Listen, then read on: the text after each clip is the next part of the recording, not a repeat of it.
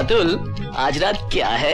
आज हमारे लौंडे की सुहागरात है। तो फिर ये यहाँ पर क्या कर रहा है? फैमिली प्लानिंग की तैयारी कर रहे हैं। अरे कैसी बात कर रहा है यार? अरे तू मेहमानों को खाना खिलाने के चक्कर में खुद भूखा रह जाएगा। जा और जहाँ यार, सेलिब्रेट योर सुहागरात, गो। आज तो ये भूखा ना आवे कमरे से।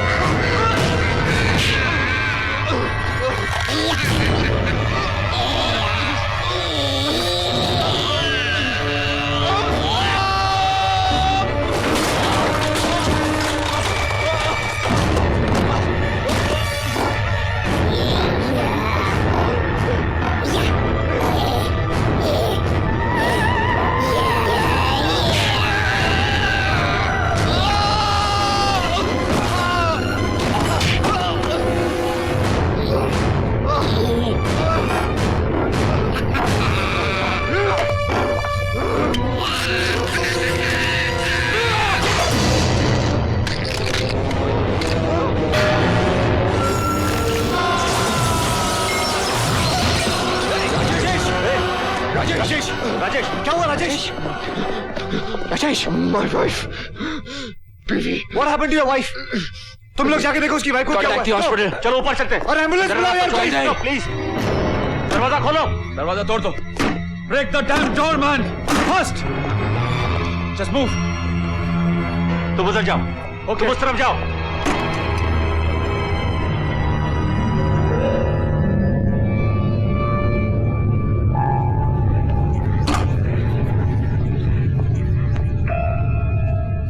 Hey Rajesh, hold on. Ambulance आ रही है, okay? राजेश, तेरी वाइफ को हुआ क्या?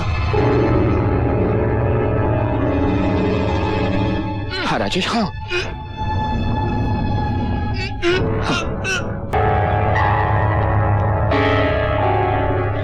प्रेम, ये दुल्हन के कपड़े। पूरा कमरा छान मारा, कोई नहीं मिला। हमें फौरन पुलिस को खबर करना चाहिए। जब तुम लोग वहाँ कमरे में पहुँचे तो वहाँ पर तुम लोगों को कोई मिला? जी कोई नहीं मिला। उस लड़की से कहाँ शादी की थी राजेश ने? पता नहीं। उस लड़की का कोई अता पता? पता नहीं। इन कपड़ों से कातिल को पकड़ना नामुमकिन है। अगर इस कत्ल का कोई सुराग दे सकता है तो वो लड़की जिसके बारे में आप लोग कुछ नहीं जानते। एक मिनट इंस्पेक्टर साहब, उस लड़की के फोटो मैंने रिसेप्शन में खींचे थे जो मैं आपको लाके दिखा सकता हूँ। It's brilliant. जाओ पहले उस लड़की के फोटोग्राफ्स लेकर। I'll just get back to you.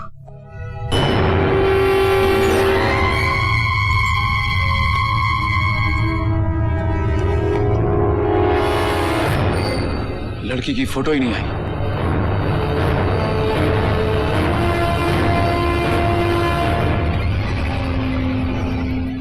ये कैसे पॉसिबल है? वो कौन थी?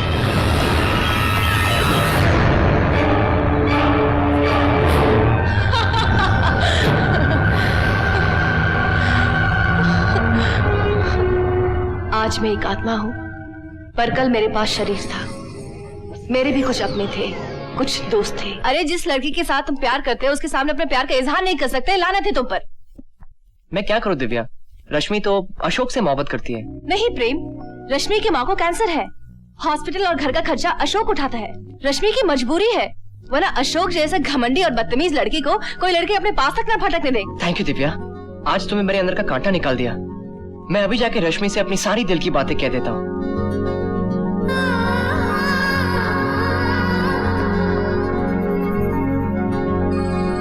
रश्मि, रश्मि, क्या है?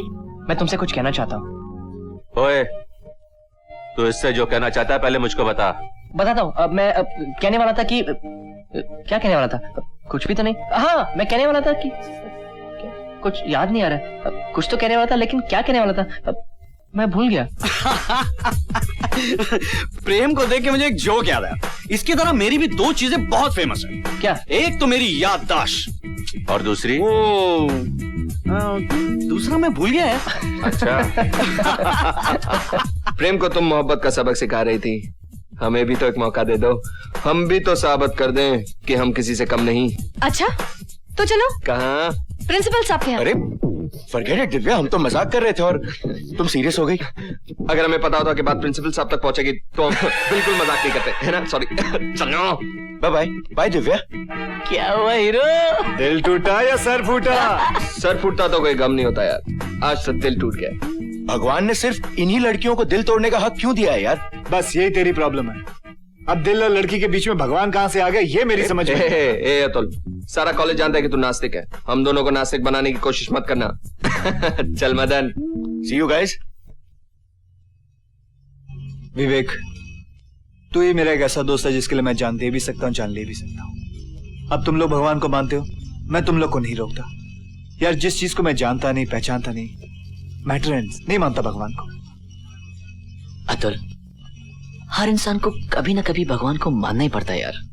और मेरा दावा है कि तेरी जिंदगी में ये समय बहुत चल जाएगा। तुम कॉलेज की मिड टर्म में ही अपना घर छोड़कर हॉस्टल में क्यों आ गई? दरअसल मेरे डैडी हमेशा बीमार रहते थे। मेरी जिद की वजह से माँ उन्हें हिल स्टेशन ले गई। आई एम फिनिश, मैं जा रही हूँ।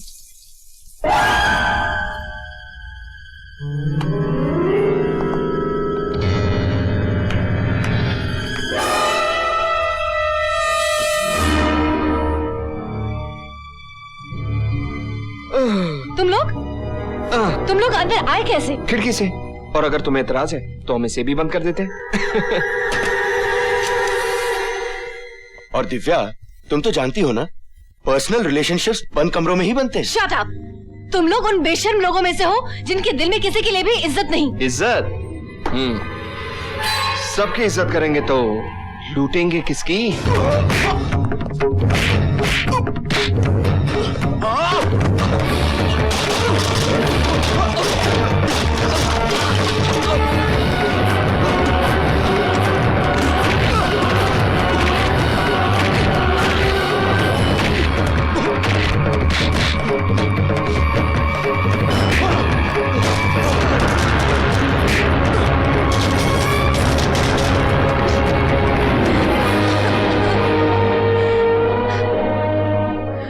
मेरी दिव्या को छूने की सजा तो मैंने उन्हें दे दी, लेकिन एक लड़की की इज्जत पर हाथ डालने की सजा अभी बाकी है।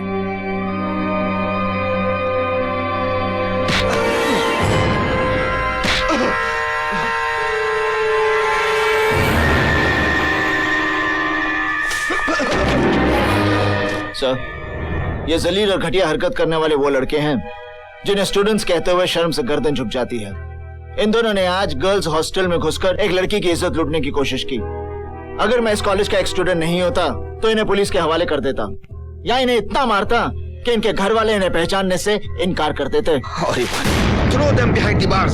इनको पुलिस की हिरासत में दे दो। नहीं सर, आपने अपनी पूरी जिंदगी देकर इस कॉलेज की रेपुटेशन बनाई है। आप हम सबके आदर्श हैं।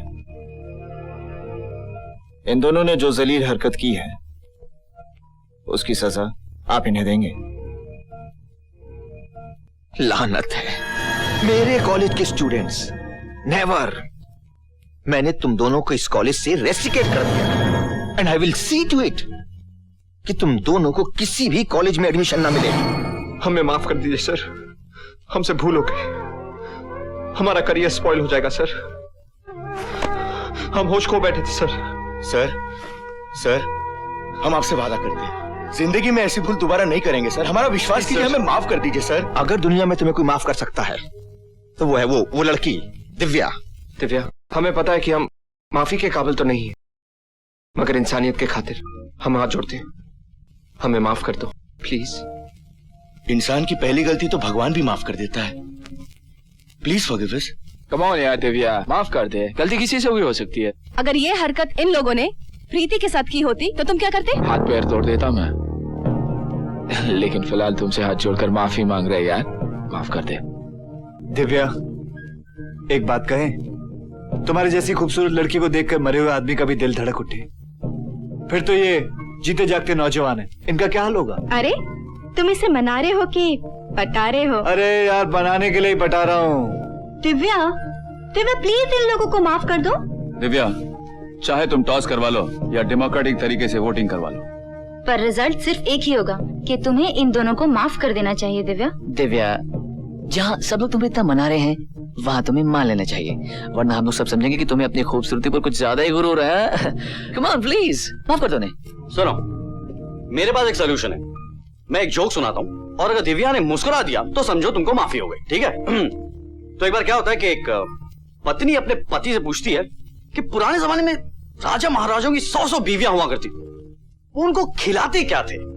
तो पति ने कहा, अरे उनके खाने की छोड़, 100 बीवियां रखने के लिए वो खुद क्या खाता था।